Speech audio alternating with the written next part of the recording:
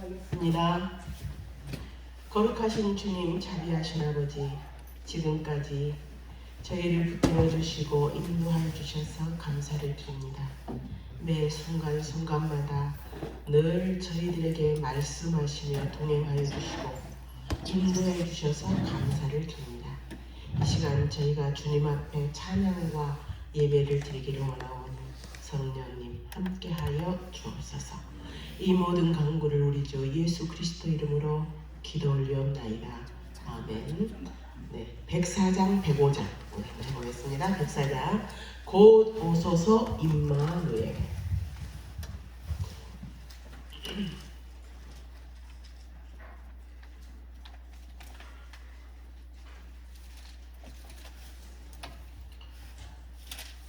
이제 주님 오실 날이 얼마 안 남았죠? 그래서 네, 우리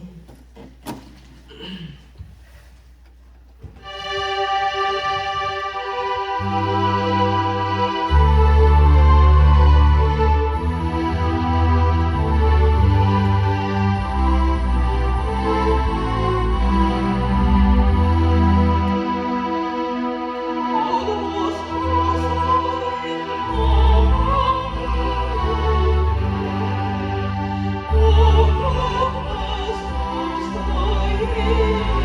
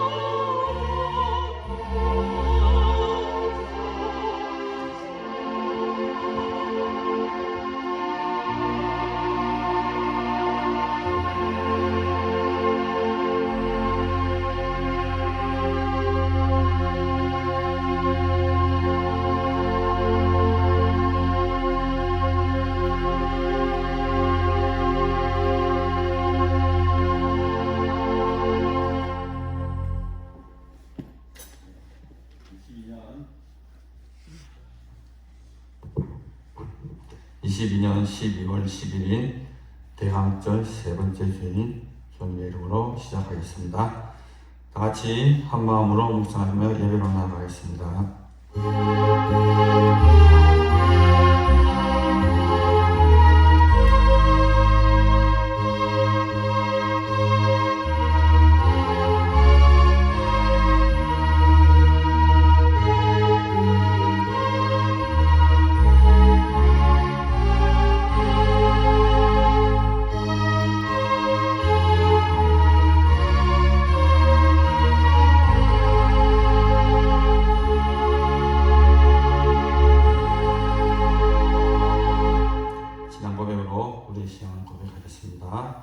전능하사 천지를 만드신 하나님 아버지를 내가 믿사오며 그 외아들 우리 주 예수 그리스도를 믿사오며 이는 성령으로 잉태하사 동정녀 마리아에게서 나시고 본디오 빌라도에게 고난을 받으사 십자가에 못 박혀 죽으시고 장사한 지 사흘 만에 죽은 자 가운데서 다시 살아나시며 하늘에 오르사 전능하신 하나님 우편에 앉아 계시다가 저리로서 산 자와 죽은 자를 심판하러 오시리라. 성경을 믿사오며 거룩한 공예와 성도와 서로 교통하는 것과 죄를 사하여 주시는 것과 몸이 다시 사는 것과 영원히 사는 것을 믿사옵나이다. 아멘. 참으로 고마우신 하나님 아버지, 오늘 우리에게 복된 날을 허락하여 주시고 우리가 한 마음으로 한 걸음으로 이 시간 주 앞에 나와 예배하게 하신 참으로 감사합니다. 이 시간 기쁨의 시간 되게 하시고 구원의 은혜와 그 은혜의 놀라움에 감사함으로 영광을 복된 시간 되게 하여 주옵소서. 영광의 진리를 예배하는 곳에 아버지께 찾아오신다고 하였사오니 이 시간 주께서 찾아오셔서 모든 신령하게 넘치는 하늘의 은혜로 충만케 하여 주옵소서. 감사드리며 우리를 구원하신 예수님 이름으로 기도드립니다. 아멘. 찬송가 8장 부르시겠습니다.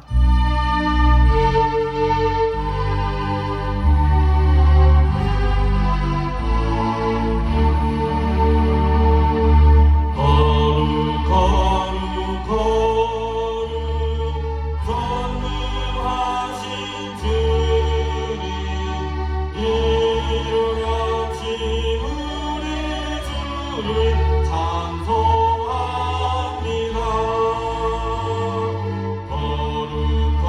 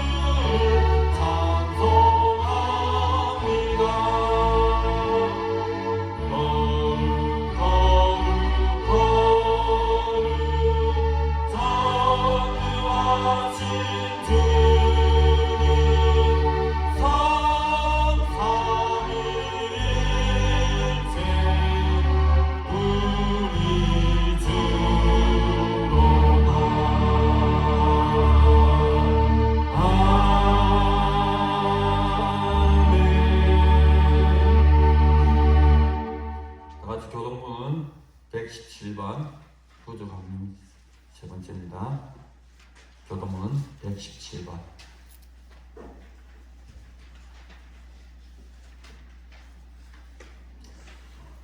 광야와 메마른 땅이 기뻐하며 사막이 백합화같이 피어 즐거워하며 사랑의 피로 눈물을 즐거워하며 내가 있는 갈대와 사랑의 아름다움을 느끼라. 그것들이 여호와의 영광 곧 우리 하나님의 아름다움을 보리로다. 너희는 항상 손을 강하게 하니 너희를 죽게 하라. 겁내는 자들에게 이르기를 부시어라 두려워하지 말라 보라 너희 하나님이 오사 보호하시며 갚아주실 것이라. 하나님 오사 너희를 구하시리라 하라. 그때의 맹인의 눈이 밝을 것이며 못 듣는 사람의 귀가 열릴 것이며 그때 전사는 사슴같이 뛸 것이며 말하는 자에게는 노래하리라. 이는 광야에서 물이 솟겠고 사막에서 시내가 흐를 것입니다. 뜨거운 강은 변하여 못이 될 것이며 메마른 땅이 변하여 원천이 될 것이며 승냥이의 눕던 곳에 풀과 갈대와 부들이 날 것이며 그 길에 들어가서 그 길을 거룩한 길이라 일컫는 바가 되리라. 다 같이 한 목소리 읽겠습니다. 깨끗하지 못한 자는 지나가지 못하겠고 오직 부족함을 입은 자들을 위하여 있게 될 것이라. 아멘. 오늘 우리 주신 하나님의 말씀 마태복음 1장 18절에서 25절입니다. 마태복음 1장 18절에서 25절 말씀. 찾으셨으면 우리 한 목소리로 다 같이 한번 합독을 해봅시다. 한 목소리로 시작. 예수 그리스도의 나심은 이러하니라. 그의 어머니 마리아가 요셉과 약혼하고 동거하기에 성령으로 잉태된 것이 나타났더니 그의 남편 요셉은 의로운 사람이라. 그를 드러내지 아니하고 가만히 끊고자 하여 이 일을 생각할 때 주의 사자가 현봉하여 이르되 다윗의 자손 요셉아 내 아내 마리아 데려오기를 무서워하지 말라. 그에게 잉태된 자는 성령으로 된 것이라. 아들을 낳으리니 이름을 예수라 하라. 이는 그가 자기 백성을 그들의 죄에서 구원할 자 있음이라 하니라. 이 모든 일이 된 것은 주께서 선지자로 하신 말씀을 이루려 하심이니라. 이르시되 보라 처녀가 잉태하여 아들을 낳을 것이요 그의 이름은 임마누엘이라 하리라 하셨으니 이를 번역한즉 하나님이 우리와 함께 계시다 함이라. 요셉이 잠에서 깨어 일어나 주의 사자의 분부대로 행하여 그의 아내를 데려왔으나 아들을 낳기까지 동침하지 아니하더니 나음의 이름을 예수라 하니라. 아멘. 오늘 예배를 위해서 김송아 장로님 기도해 주시겠습니다.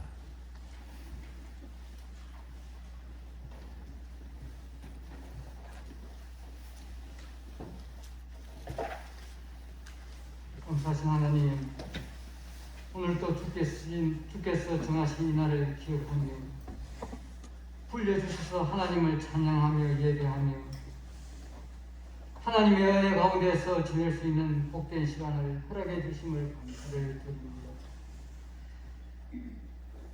우리 하나님께서 저희들이 무식한데 이렇게 기억하시고 지금까지 보호하여 주시고 동행하여 주시고 인도해 주시기에 여기까지 왔습니다. 많은 세월이 지나고 계절도 바뀌었지만 지나보면 하나님의 사랑은 결코 변하지 않으시며 지금까지 함께해 주심을 참 감사를 드립니다. 전적으로 하나님의 은혜라 생각하며 늘 감사하며 살아갈 수 있도록 성령님 저들의 심령을 붙들어 주시기를 바라고 원합니다. 어지럽고 복잡한 세상 가운데서 험하고 어려운 이 환경 가운데서도 아파하고 괴로워하며 상처받는 주의 영혼들 있다면 이 시간 예배를 통하여서 회복되는 은혜가 있게 하여 주시기를 바라고 원합니다. 모든 것이 주의 손이 있습니다. 주께서 함께 하신다면 모든 것이 능치 못한 일이 없습니다. 아버지 하나님, 살아계시고 역사하신 우리 하나님을 바라봄으로 쉼을 얻게 하여 주시고 소망을 갖게 하여 주시기를 바라옵고 원합니다. 주의 백성들을 위로하여 주시고 사매어 주시기를 바라옵고 원합니다. 아버지 하나님, 올 한 해에도 벌써 얼마 남지 않은 12월을 지나고 있습니다. 2022년도에는 하나님 앞에 바르게 살겠노라고, 하나님 앞에 헌신하겠노라고, 부끄럽지 않은 삶을 살겠노라고 고백하며 다짐하였지만 기도를 보면 주님 앞에 부끄러운 것밖에 없습니다. 만일매도 맺지 못했습니다. 하나님 앞에 충성 봉사 헌신한 모습도 없었습니다. 주님, 잘못들을 용서하여 주시고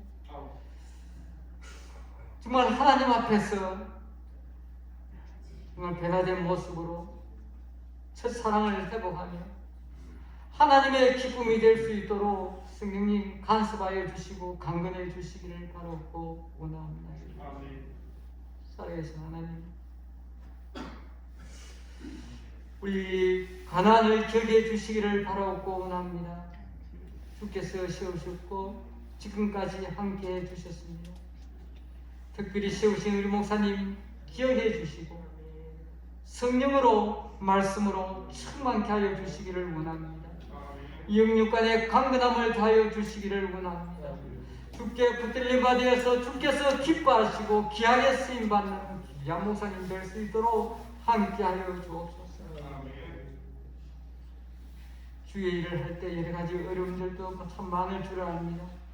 그러나 주님, 주께서 주신 은혜로 능력으로 잘 감당해 나갈 수 있도록 함께하여 주시고 지혜도 주시고 능력도 주시기를 바라옵고 원하옵나이다. 함께 수고하시는 우리 장로님 기억하여 주시기를 원합니다. 목사님과 같이 잘 협력하여서 아름다운 동산을 이루어 나가기에 부족함이 없도록 함께하여 주시고 수고하는 여러 종들 위에도 주께서 은혜를 다하여 주시옵소서. 그들의 헌신과 봉사가 결단코 헛되지 않게 하여 주시고 주님의 나라를 굳건히 세워나가는데 부족함이 없도록 함께하여 주시고 주께서 허락하신 상급을 바라보며 열심히 주의 일을 감당해 나가는 귀한 종 될 수 있도록 함께하여 주옵소서. 이 산상 찾는 주의 무리들을 기억하여 주옵소서. 이 산상 찾는 주의 무리들에게 아버지 영이 새롭게 되는 은혜가 있게 하여 주시고 응답의 은혜가 있게 하여 주시며 무엇보다도 생명이 살아나는 놀라운 은혜가 있게 하여 주시기를 바라고 원합니다. 시간마다 세우시는 여러 종들 위해 함께하여 주셔서 주님을 찾는 주의 무리에게 하나님의 말씀이 증거될 때에 심령마다 은혜 받고 새로워지는 놀라운 역사들이 일어날 수 있도록 함께하여 주옵소서. 이 지역에 우리 가나안 동산이 주께서 세우신 가나안 수양강이 아버지의 귀한 구심력이 될 수 있도록 함께하여 주옵소서. 정말 이 시대에 혼잡한 이 시대에 정말 바르고 건전하게 하나님 보시기에 귀하게 쓰임받는 귀한 동산 될 수 있도록 주께서 복을 다하여 주옵소서. 아버지 하나님, 이 나라 이 구할 위에도 우리 하나님 함께하여 주옵소서. 이 나라 이 민족을 사랑하시는 우리 하나님, 무엇보다도 세우신 교회와 성도를 위해 주께서 간섭해 주시기를 바라옵고 원합니다. 교회가 변하게 하여 주시고 성도들이 새로워질 수 있도록 함께하여 주옵소서. 세상의 물결이 교회 위에 아버지 들어오지 않게 하여 주시기를 원합니다. 교회가 교회로서 성도가 성도답게 아버지 바르게 세워져서 우리들을 통하여서 세상이 변화받고 새로움을 입을 수 있도록 함께하여 주시기를 원합니다. 여러 가지 이 나라가 참 어려움에 처해 있습니다. 경제적으로, 사회적으로, 또 국내외적으로 어려움을 당하는 이때에 우리 하나님 간섭해 주시기를 원합니다. 모든 것이 주께 있습니다. 이 모든 것을 주관하시며 다스리시는 우리 하나님, 우리 하나님께서 함께 하신다면 참 아름다운 세상이 될 것입니다.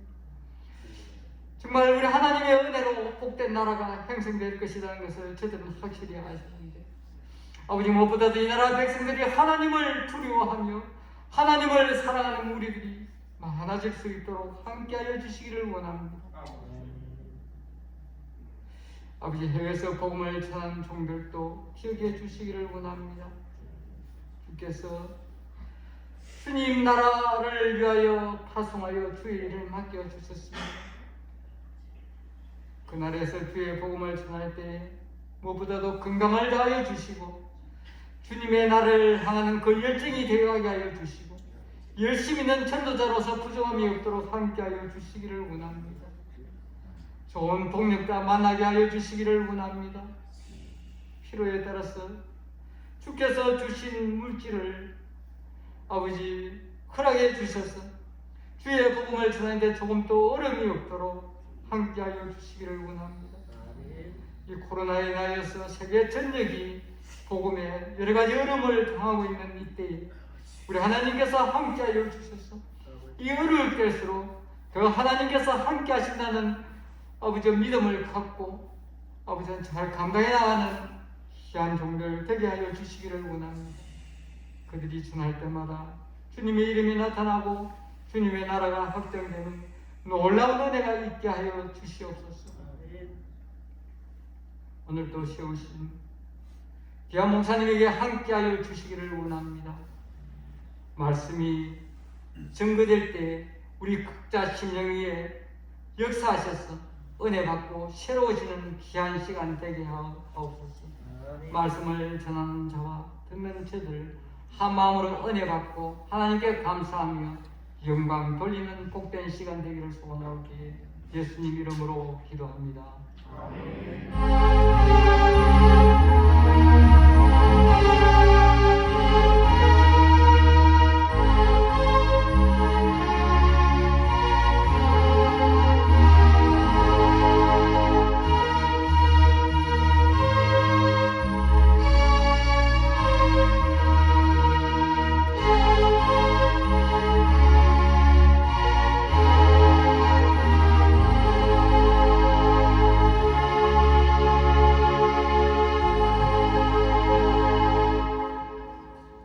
찬송가 120장 같이 부르시겠습니다.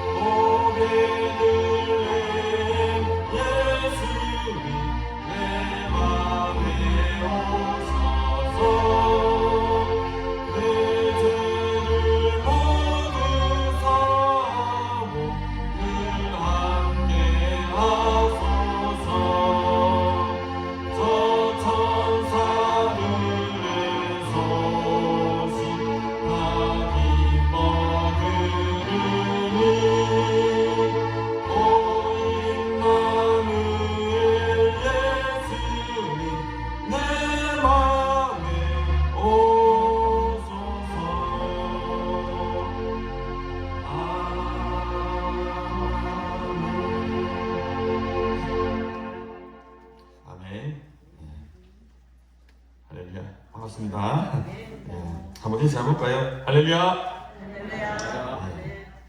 저를 아는 사람은 바로 아멘을 응답을 하시는데 모르시는 분들은 잘 안 하시더라고요. 제가 할렐루야 무조건 아멘 하십시오. 할렐루야. 예, 옆 사람 한번 보십시오. 옆 사람 한번 인사 합시다. 교제 나누고 우리 뭐 같은 또 교부인데 한 번도 안 마주치고 하시는 분 많죠. 어느 분인지 한번 얼굴 한번 익히십시오. 저 뒤쪽에도 보시고 주변에도 보시고. 예, 제가 이렇게 시키는 이유를 딱 간단 한 가지밖에 없습니다. 이때 인사 잘하는 사람은 은혜를 받을 것이요. 묵뚝하게 인사 은혜 못 받습니다. 왜? 마음문이 안 열리거든요. 탁 틀어놓고 우리 하나님 말씀을 받읍시다. 기분도 좋아지고 말씀도 팍팍 들어오고 은혜도 팍팍 쏟아지니까 이 시간 제가 한 4사람 봤거든요. 깜짝 안 하는 사람 4사람 이거 다시 인사하십시오. 예, 제가 눈길이 향하는 것이 그 사람입니다. 자, 한번 인사하십시오. 아, 잘 오셨습니다. 은혜 받읍시다. 예, 안녕하세요. 예, 예, 이제 잘 하시네요. 예, 반갑습니다. 성탄절도 하는데 뜬금없이 성탄절 말씀을 들고 제가 썼습니다. 자, 대강절 셋째입니다. 우리는 이미 오신 주님을 벌써 받아들였죠. 그죠? 예, 그렇지만 앞으로 오실 주님을 더욱더 우리 간절한 소망으로 또 기다려야 되고 또 그것을 품고 살아가야 될 모든 그리스도인이 되기를 간절히 소원합니다. 예, 오늘 제목을 아기 예수님을 만난 사람이라는 제목을 가지고 한번 말씀 한번 나누어보려고 합니다. 정답는 것도 있고 받아들이는 일에 또 어떻게 받아들일지 모르겠지만은 자, 오늘 아기 예수님을 만난 사람들이 어떤 사람인지 우리 너무나 잘 알죠. 그죠? 하지만 정리 한번 해봅시다. 예. 자, 대왕절은 주님의 강림을 기다리는 절기죠. 대왕절은 단순히 2000여 년 전 오신 예수님의 탄생을 기념하는 것이 아닙니다. 대왕절이 우리에게 주는 의미는 구세주의 탄생을 기다렸던 그 마음 그대로 어떻습니까? 다시 오실 주님을 우리는 간절히 고대하고 소망하는 그것을 다짐하는 귀한 절기입니다. 성탄절이 가까워질수록 교회보다 옷이 찬란한 백화점과 쇼핑몰들이 많은 사람들이 몰려들고 성탄절이 마치 산타크로스의 그런 생일인 것처럼 변질되고 있는 이때에 구세주 예수 그리스도의 탄생을 고대하며 기대하는 대강절의 의미를 이 시간 주의 말씀을 통해서 다시 한번 되새기는 그런 시간 되었으면 참 좋겠습니다. 그렇죠. 오늘 말씀 보니까 성경에는 주님의 오심을 맞이하고 만난 사람들이 다수 등장합니다. 많지는 않죠. 성경에 기록되지는 않았지만 그럼에도 불구하고 또 몇 번째 사람들이 그 아기 예수님을 만나는 것도 우리는 한번 상상해 볼 필요가 있습니다. 자, 그 첫째로 오늘 먼저 동방박사들을 한번 생각해 봅시다. 마태복음 2장 1절에 12절에 이 동방박사들이 등장하는 그 모습을 볼 수 있죠. 이렇게 시작합니다. 헤롯 왕 때에 예수께서 유대 베들레헴에서 나시매 동방으로부터 박사들이 예루살렘에 이르러 말하되 라는 말로 이렇게 말씀을 시작하고 있습니다. 자, 이 동방박사들은 어디에서 왔느냐? 페르시아 어떤 문헌에 보니까 신라에서 갔다라는 그런 문헌도 있더라고요. 자, 그러나 따라서 약 1,500km나 되는 먼 길에서 예루살렘에 도착했던 사람들이 바로 이 동방박사들입니다. 이들은 한 몇 달을 두고 아마 이 배를 두고 따라왔을 겁니다. 그런데 예루살렘에 거의 다 달았을 때에 갑자기 별이 뿅 하고 사라집니다. 상당히 많이 당황했을 겁니다. 어디 갔지? 그죠? 우리가 보통 평소에도 늘 보고 추구하고 쫓아왔던 그 대상이 만약 사라지면 우리 한마디로 뭐라고 그러죠? 완전 멘붕 그러죠. 그죠? 멘붕이 옵니다. 근데 이 동방박사도 마찬가지일 것 같아요. 갑자기 잘 가던 별이 사라져 버렸어. 끝까지 갔으면 좋아질 텐데. 그래서 이 동방박사들은 박사들이라서 그런지 아마 지혜로운 것 같아요. 그렇지. 분명히 나타낸 메시아 왕이 태어난다고 했으니까 어디로 갔겠습니까? 예, 그 헤롯, 그 당시에 유대를 다스렸던 헤롯을 헤롯 상궁으로 찾아가게 됩니다.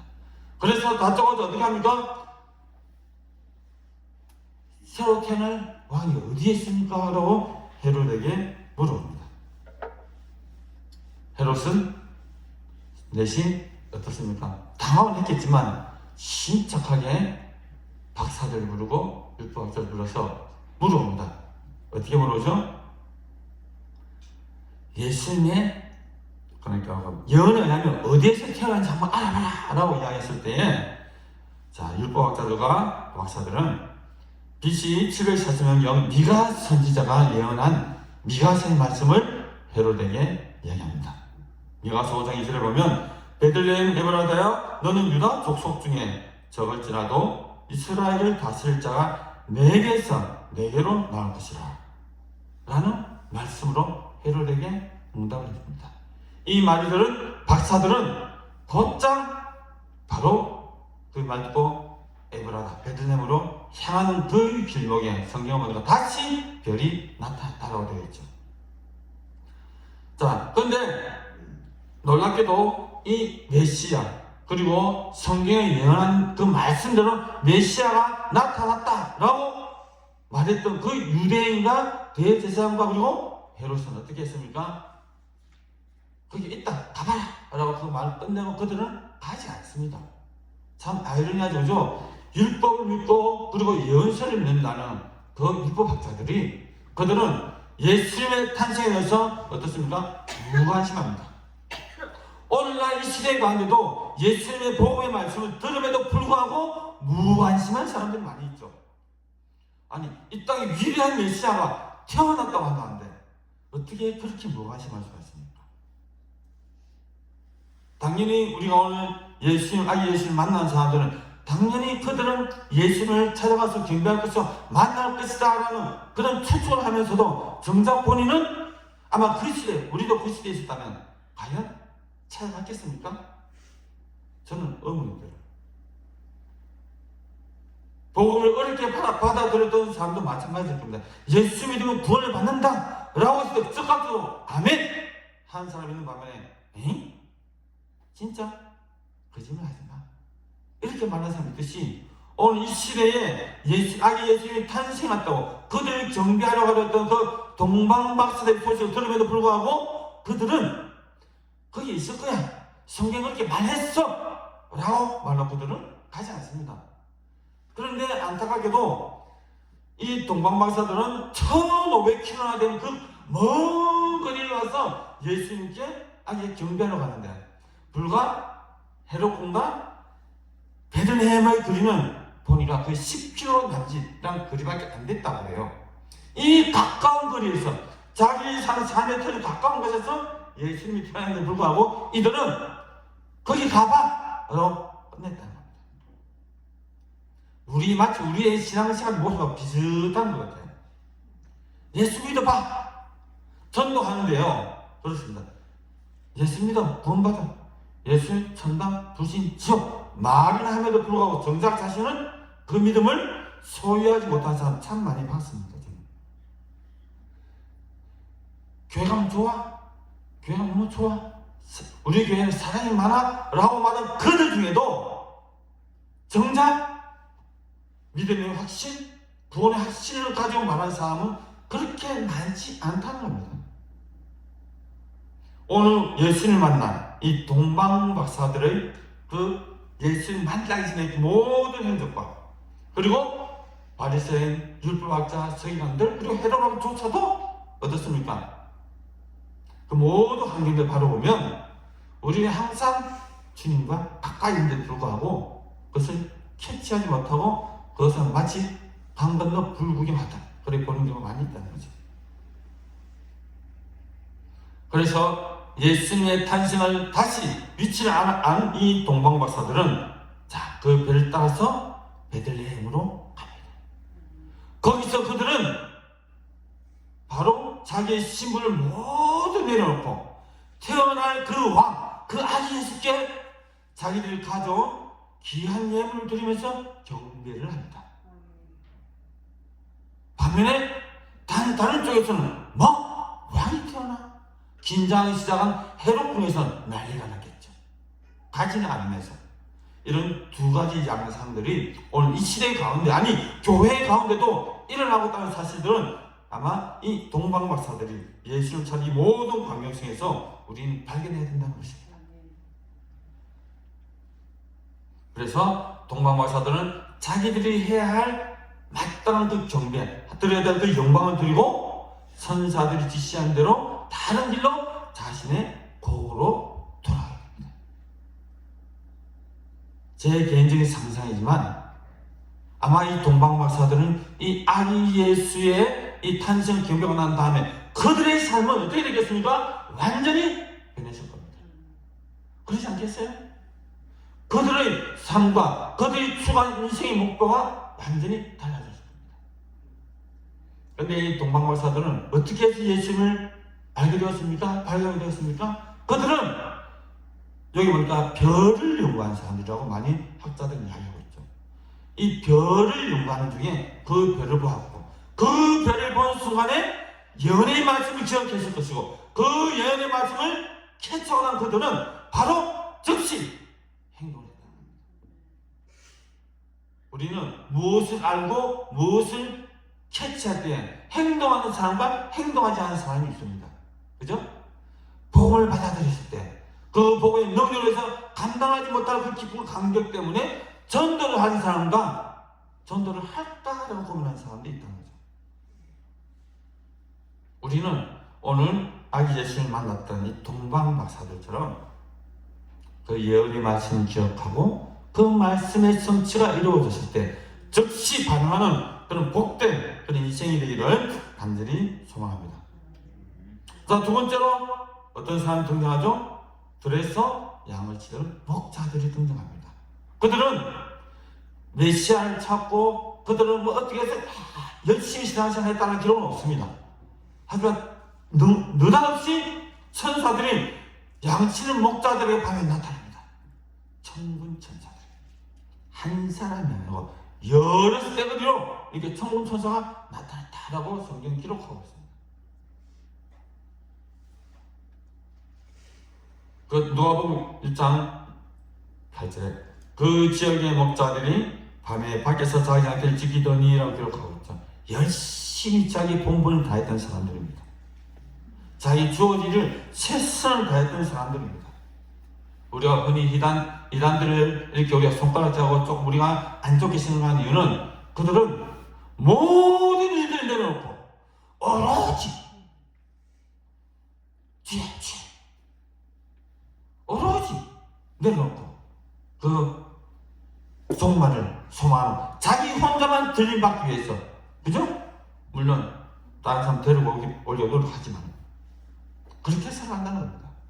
우리가 예수님을 만나고 우리가 삶 속에서 놀라운 하나님의 은혜를 경험하기 위해서는 정말 중요한 부분입니다. 자기가 맡은 그 자리에서, 자기가 하고 있는 그 일에서, 자기가 있는 그 위치에서 최선을 다해야 합니다. 이게 상당히 단순한 질문 같지만 안 그렇습니다. 칼빈은 직업 선언을 이야기하잖아요. 나에게 주어진 그 일터에서 정말 최선을 다할 때 그 하나님 주신 복도 있겠지만 그것을 보고 많은 사람들에게 그리스도의 능력, 예수님의 보험의 능력을 발견할 수 있게 된다는 것이죠. 혹시 무의도식 환자 있습니까? 회개하십시오. 하나는 주일날 다닌 직장을, 주일날 일하는 직장을 다녀야 되는데 어떻게 하지? 아니요. 사실은 제가 이 말을 하면 참 위험한 발언인데, 제가 전에 사역하던 교회에서 한 집사님이 유독하게 눈에 띈 집사님이 있었어요. 그분은 교회 올 때 어떻게 교회 한 번씩 오면요, 우리가 말하는 그 선박교통 일하는 사람이거든요. 작업복을 입고 작업할 수 있고 교회 오더라고요. 너무 눈에 띄었어요, 저는. 근데 성도들은 한 번씩 교회에 오는데 그래도 그렇지 좀 씻고 그래도 그렇지 옷을 잘 반듯하게 입어야 되는데 왜 저리 자꾸 저렇게 오면 냄새나게 사실 그렇게 말하는 성도들이 몇몇 있었습니다. 그래서 제가 어느 날 그 집사님을 살짝 만나서 불렀습니다. 집사님, 제가 이거는 잘하고 못하고 하는데 오실 때마다 그 작업 볼 것인데 무슨 사연이 있습니까? 하고 물어봤더니 그 집사님이 좀 죄송한데요, 제가 지금 일을 마치고 교회 들었다 집에 가려고 합니다 라고 얘기하더라고요. 그러니까 늘 교회 작업 보이고 때는 밤새 일을 하고 돌아가는 그게 예배 시간하고 거의 맞닿는 시간이에요. 그래서 어쩔 수 없이 예배를 드려야 되니까 그 작업복 입고 작업하실 거고 교회에 오시더라고요. 내가 참 감동을 받았어요. 근데 어떨 때는 또 교회 또 안 와요. 그렇게 열심히 하는 집사님 교회를 안 온 주가 가끔 있어요. 근데 왜 안 오시지? 라고 했다고 그 다음에 제가 새벽기도 딱 가면 또 작업복 입고 저기 앉아 계세요. 그래가지고 제가 주사님 또 찾아갔습니다. 주사님, 지난주에 혹시 일하셨습니까? 그러니까 예, 일했습니다. 그 한다는 말이 너무 죄송하고 너무 이렇게 마음이 아픈데 어쩔 수 없다는 거예요. 자기가 하고 있는 일이 주일날 일하는 직장이라는 거죠. 제가 이렇게 한마디 했습니다. 집사님, 주일날 일하도 평소에 새벽기도 하시잖아요. 그래도 마음이 너무 아파요. 그래서 한 말이 수요일날 절대 안 빠지더라고요. 수요일날도 교회입니다. 내가 그랬습니다. 주일 성수도 참 중요하지만 맡은 그 자리에서 그 직업에서 이렇게 하나님 전 모습 참 너무 아름답고 좋다고 제가 그렇게 이야기한 적이 있거든요.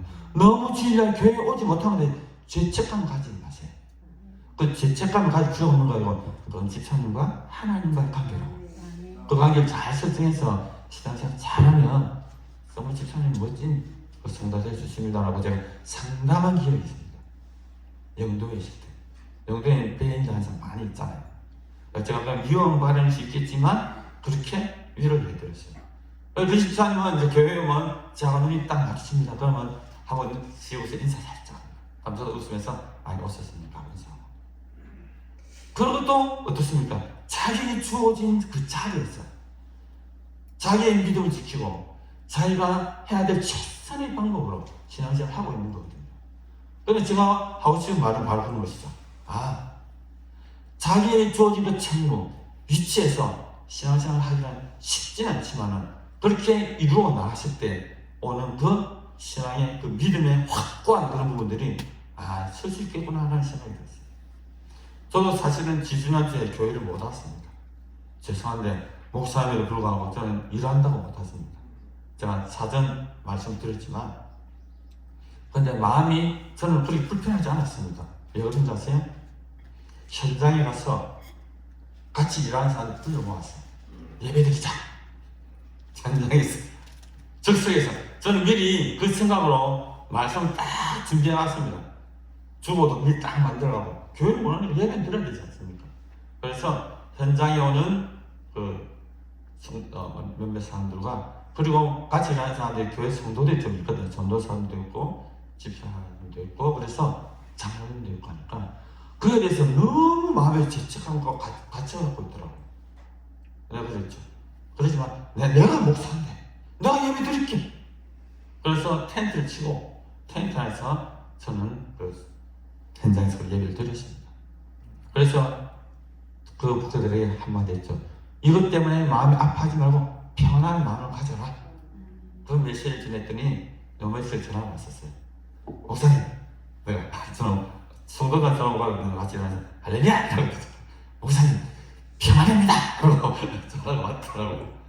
그래서 참 위로를 얻었다라는 말 들었거든요. 그러니까 현장에서 오늘 목자들처럼 현장에서 양을 치다가 누가 나타났어요? 천사. 그들에게 뭐라고 했습니까?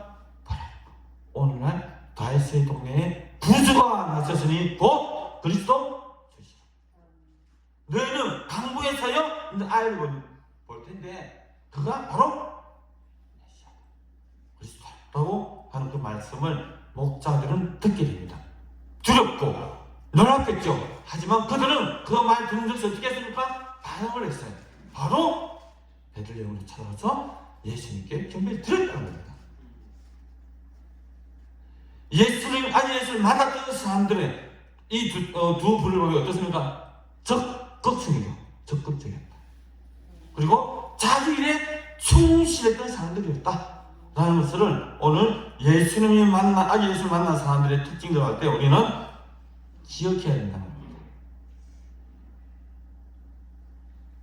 기억하실 분들은 아멘 하시고요. 안 하실 분들은 아멘 하셨습니다. 다음 소개할 사람은 시므온이라는 사람입니다. 성경은 그를 이렇게 소개하고 있습니다. 누가복음 2장 25절에 예루살렘에 시므온이라 하는 사람이 있으니 이 사람은 의롭고 경건하여 이스라엘의 위로를 기다리는 자라. 성경이 그 위에 계시더라 라고 기록하고 있습니다. 이 아기 예수를 만났던 시므온 어떤 사람이었다고요? 따라하십시오. 의롭고 경건하여 이스라엘의 위로를 기다리는 자라. 그 위에 성령이 계시더라라고 성경은 분명하게 기록하고 있습니다. 경건하고 의롭고 이스라엘 위로를 기다리는 자. 이스라엘의 위로가 누굽니까? 바로 예수 그리스도를 기다리는 자라는 말로 우리는 해석할 수 있습니다. 그 시므온에게 예수를 만나기 전에 주의 그리스도를 보기 전에는 죽지 아니하리라라는 성령의 지시를 이미 그는 받았다라고 누가복음은 기록하고 있죠. 위로를 기다리는 자들에게 예수님은 어떻게 합니까?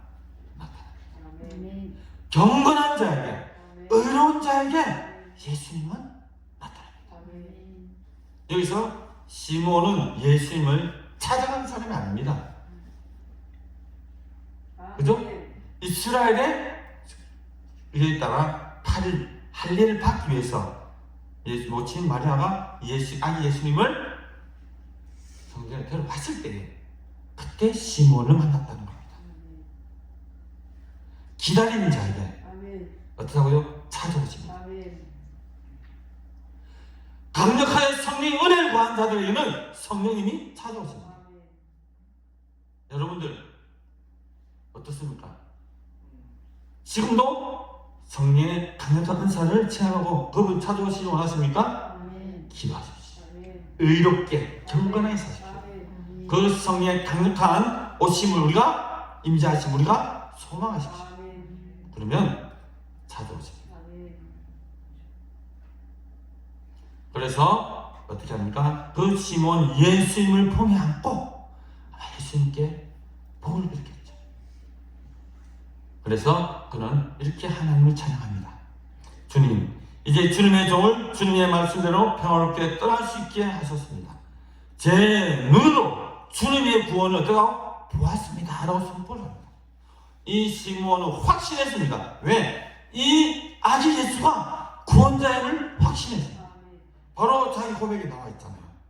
주님의 구원하심을 보았습니다 라고 고백을 합니다. 주께서 이 구원을 모든 백성들한테 말해내 주셨습니다. 이는 이방 사람들에게는 계시의 빛이며 주님의 백성 이스라엘에게는 무엇입니까? 영광입니다 라고 하나님을 찬양합니다. 바로 이런 사람들에게 누가 찾았습니까? 예수께서 찾아오십니다. 그리고 또 한 사람이 등장하죠. 이제는 안나라는 선지자입니다. 성경은 안나라는 선지자를 이렇게 소개하죠. 또 아셀 지파 바울의 딸 안나라는 선지자가 있어 나이가 매우 많았더라. 그가 결혼한 후 7해 동안 남편과 함께 살다가 과부가 되고 84세가 되었더라. 이 사람이 성전을 떠나지 아니하고 주야로 금식하며 기도함으로 섬겼다라고 기록하고 있습니다. 자, 그렇다면 우리에서 인사들 봐야죠. 이 안나라는 사람의 특징, 84년 동안 과부로 살았던 것도 물론 중요하고 물론 잘 살았지만 이 사람이 성전을 떠나지 아니하고 주야로 금식하며 기도함으로 섬겼다라고 기록하고 있습니다. 제가 예전에 있던 교회 제가 모교회인데요. 그 모교회에는 날마다 기도하시는 분이 있었어요. 날마다 기도하시는 분. 그리고 그 기도하시는 분의 팀이 있었는데 한 3명 정도가 있습니다. 근데 그 한 분은 성결교 교회 목사님의 사모님이었고, 나머지 그 사모님 같이 기도하러 다니던 그런 분들이었는데 늘 기도하십니다. 그리고 또 한 분 권사님이 계셨는데요. 이제 지금도 살아계십니다. 연세가 96입니다. 그런데 제가 요물시장 찾아서 인사 한번 해드리겠습니다. 제가 코로나 걸렸다는 또 건강에 안 좋다는 소식 듣고 제가 권사님을 찾아갔습니다. 아니 오면 안 돼요. 제가 마음에 아침에 기도하고 이제 일을 시작하려고 하는데 기도하는 마음에 너무 감기가 왔어요. 내가 권사님 기도해드리고 싶다고. 그래도 안 되겠느냐 하니까 가족회의를 했어요. 가족회의하고 연락이 왔어요. 목사님, 권사님 엄마가 오셔도 된답니다 라고 그 이야기도 반갑게 제가 1시간 거리를 가서 만나서 교제나 기도를 해드렸습니다. 그 권사님이 저에게 하는 말이 있어요. 뭐냐면, 김 목사님 엄청 저를 깍듯이 대해주시거든요. 목사님, 제가 기도하는 거 아시죠? 알죠? 내가 그 기도하는 거 매일 보고 잘하시니까 하시는 말씀이, 목사님 기도를 매일 하고 있습니다. 매일 합니다. 우리 김 목사님께서. 그래서 그 하면서 제가 기도를 이렇게 해드렸더니 고마워서 감격을 하시는 거예요. 저도 그 권사님 전에서 한번 아프시다니까 건강해볼까? 자손들 기도해드렸으니까 그런 기회 받아서 기도를 하고 갔어드렸습니다. 갔는데 그 이야기하고 있는 중에 갑자기 권사님 그러시더라고요. 김 목사, 네 지금 무슨 시간인지 알지요? 기도하는 시간이에요. 어서 들어가십시오. 그 와중에도 기도하는 시간 중에서 기도한다고 들어가시더라고요. 상당한 분이십니다.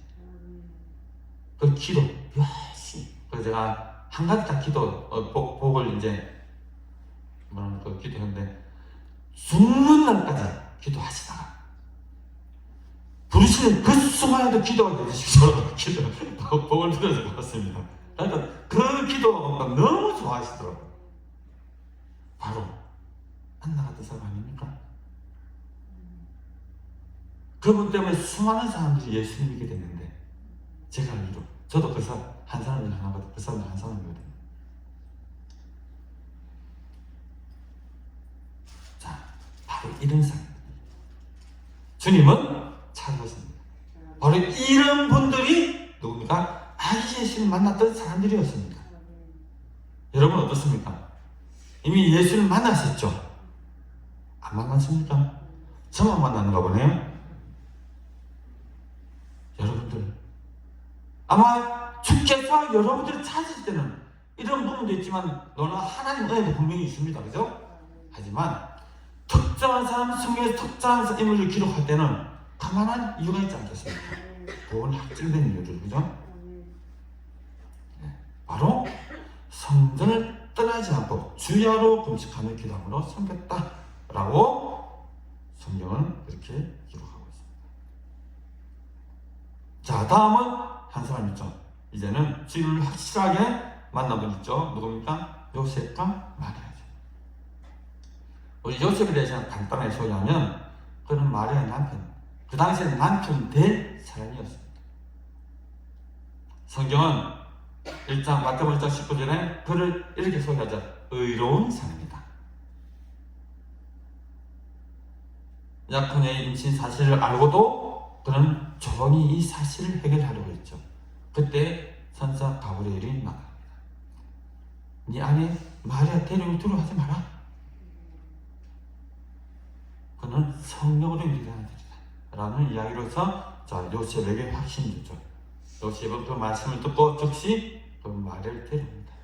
오늘 말씀대로 낳기까지 동침하지 않았다 라는 그 말씀으로 마무리하죠. 오늘 우리가 집중해야 될 바로 마리아입니다. 마리아는 직접 자신의 몸으로 주님을 받아들인 여인입니다. 마리아가 어떻게 그런 은총을 받을 수 있었습니까? 그녀는 가브리엘이 마리아야 두려워하지 마라. 하나님께서 내게 은혜를 베푸신다 라는 말로 그에게 말씀하셨다. 네가 임신할 것이다. 네가 아이를 가질 것이다. 그 아이는 성령으로 말미암아 잉태될 것이다. 그가 임마누엘이다 라는 그런 말씀으로 마리아에 쫙 하십니다.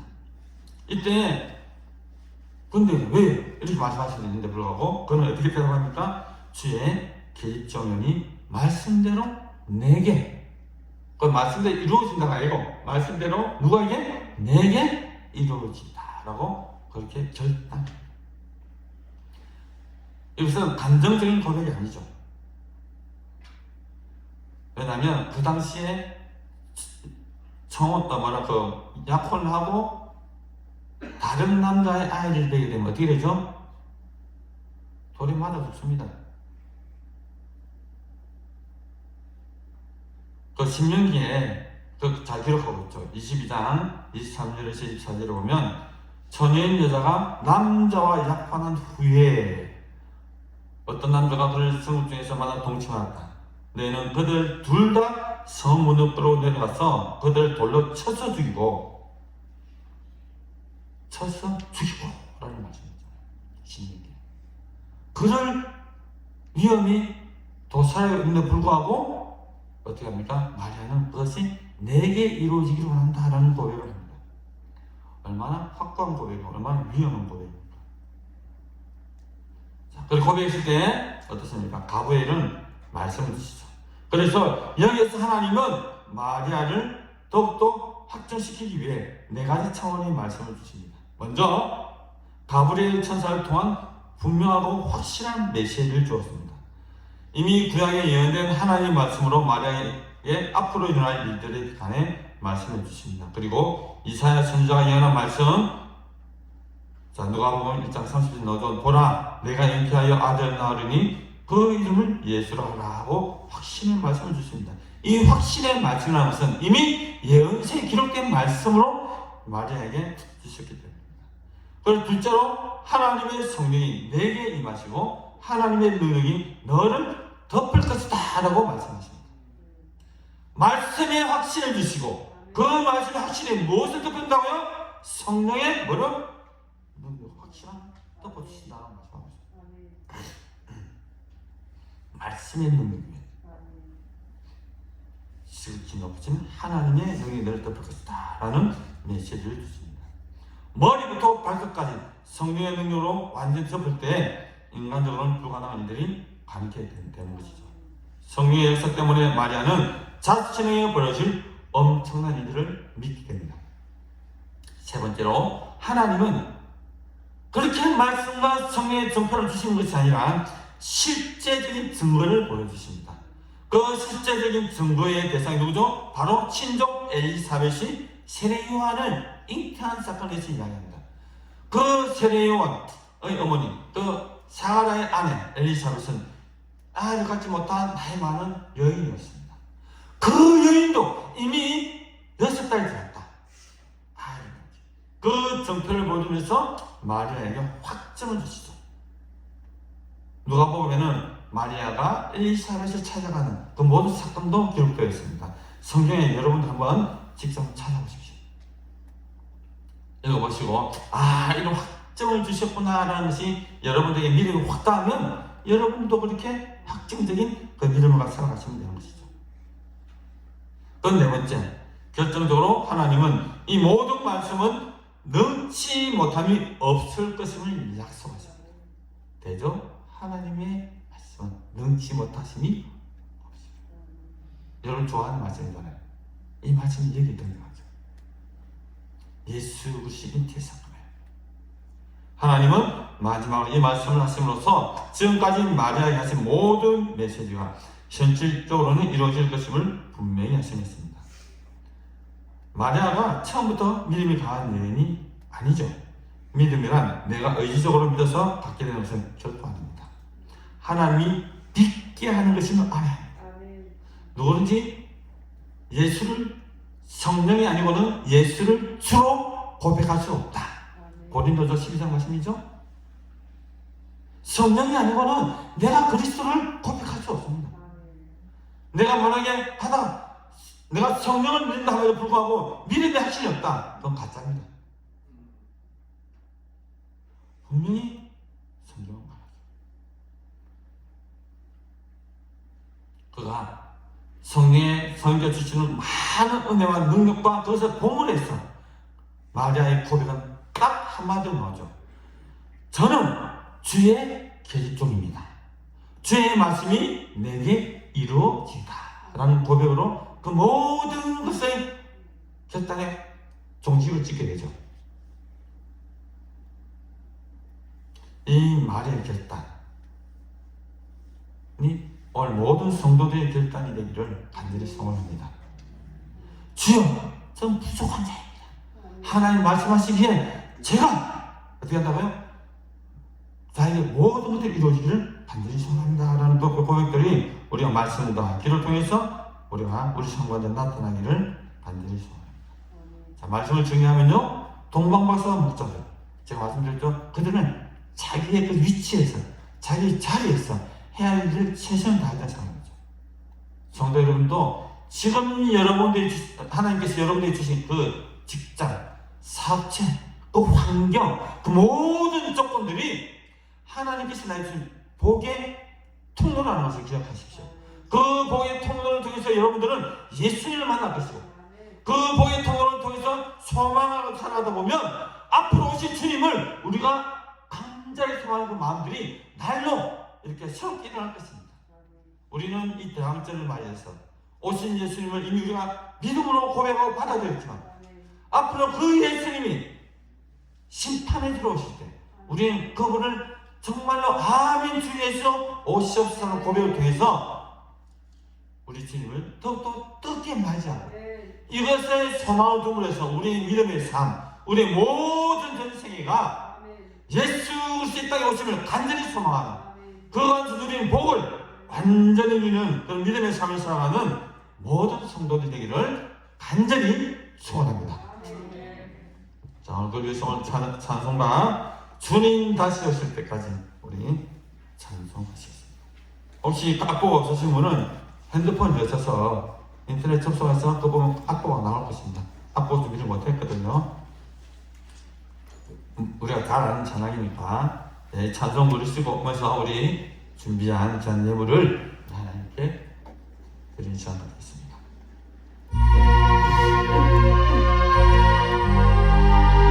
완전 소망으로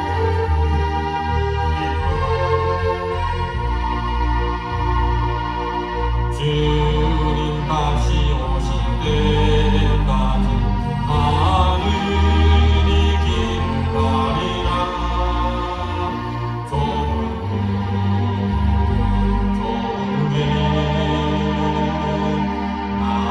나의 십자가 지고 나의 하늘이 끝에서 나는 주님을 보리라. 영광의 내 주님 나를 받아주시. 아멘. 주님 다시 오실 때까지 나는 일어나 달려가리라. 주의 영광 온 땅과 불때 나는 일어나 노래하리.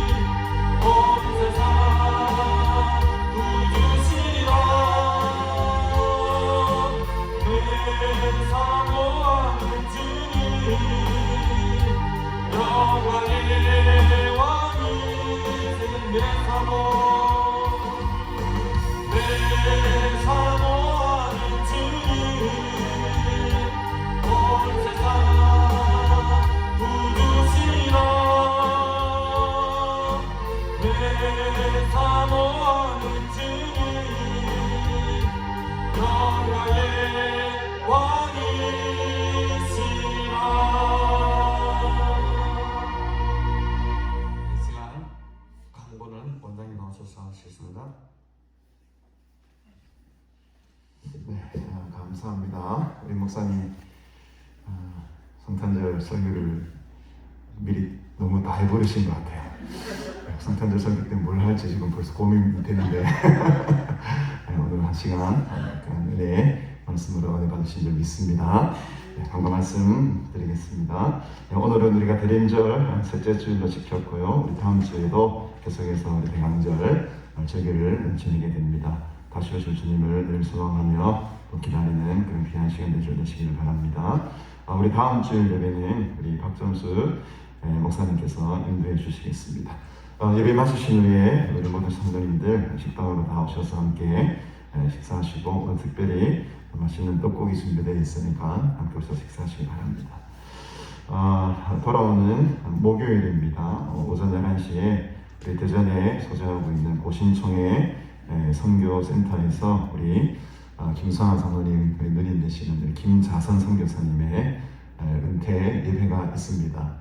우리 성도님들 다 못 가실 것 같아서 제가 혼자 대표로 좀 갔다 오려고 합니다. 여러분 잘 기대해 주시고 이후에 우리 선교사님의 또 사역을 위해서도 함께 기도해 주시고 협동해 주시면 감사하겠습니다. 우리 내일부터 우리 부산 열방선교교회 유가서 목사님 성회가 또 이어지겠고요. 새해부터는 다시금 우리 주일 오후 예배도 시작이 되고 또 평일날에도 오후 3시 예배가 진행이 되겠습니다. 금요차라도 다시 시작이 되는데 여러분들 많이 기대해 주시고 예배와 예배 회복과 복음을 위해서 많은 관심과 기도 부탁드리겠습니다. 제가 오늘 저녁에 포도원교회 또 저녁 예배 인도하기 위해서 가게 되니까 여러분 성도님들 또 저를 위해서도 많이 기대해 주시기를 바랍니다. 네, 이렇게 우리 하 장로님 언제 미국으로 돌아가시죠? 16일 날 하시는 거 맞습니까? 아마 오늘 주일 예배가 우리와 함께하는 또 마지막 시간이 될 것 같은데 우리 하 장로님 그동안 몇 주간 또 이렇게 우리 시간을 모으면서 많은 귀한 또 교제와 만남을 가지셨는데 이제 미국으로 돌아가시면 또 한참 있다가 또 나오실 것 같은데 다시 만날 그날까지 또 주님 안에서 좋은 교제의 관계 이렇게 누리시다가 다시 또 건강한 모습으로 만나뵙기를 원합니다. 오늘 마지막으로 하상나님 뵐 분도 계실 거니까 식사하실 때 함께 인사하시고 축복해 주시면 감사하겠습니다. 우리 다 같이 일어서서 축복성 우리 함께 축복하시고 우리 김문수 목사님 또 헌금 기도와 축복함으로 예배를 마치도록 하겠습니다. 주의 사랑으로 사랑합니다. 함께 찬양해 주시죠.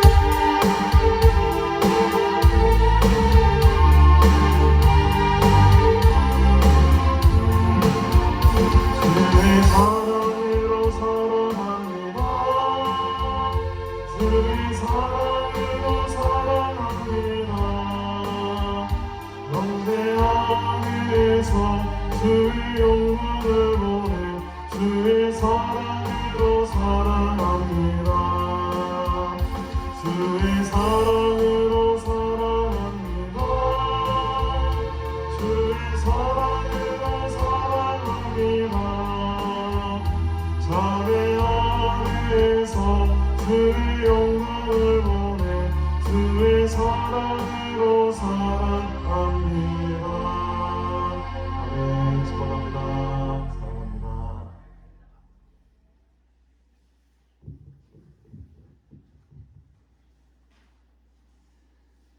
감사함 주여 항상 가난한 시간간 동등히 하여 주소서. 우리 딸 가정 항상 행복하여 주소서. 항상 동행하여 주소서. 박정순 권사님 있습니다. 항상 감사합니다. 박정순 권사님 실종 드렸습니다. 감사. 아버지 건강 주세요. 유지환 성도 1000번째 812번째 이순애 권사님 드렸습니다. 1000번째 812번째 유지환 성도 드렸습니다. 박정환 집사님 감사함 드렸습니다. 한 주간도 지켜주심을 감사드립니다. 이시우 안재는 집사님 드렸습니다.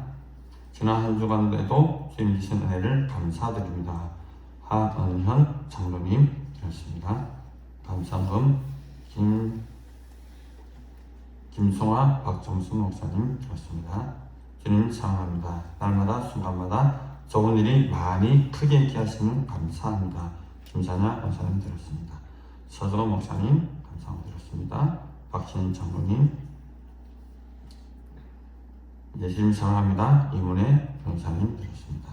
가족보호원금 이영신 권사님, 아버지 감사합니다. 이영신 권사님 감사함 드렸습니다. 그리고 몸의 손길도 드린 분들이 많이 있습니다. 기도하겠습니다. 살아계신 하나님 아버지 참으로 감사합니다. 우리 삶 가운데서 우리와 늘 함께 하시고 또 주신 은혜 가운데서 능력 있게 승리한 삶을 살 수 있도록 인도해 주신 참으로 감사합니다. 하나님 주신 귀한 말씀을 기억하면서 우리의 삶의 터전에서, 현장에서, 가정에서, 교회에서 언제 어디서나 함께 하시는 하나님을 체험하며 그 현장 열심히 살아가는 그 모습 가운데서 우리에게 주시는 하나님의 놀라운 분복을 누리는 모든 성도들 되하여 주옵소서.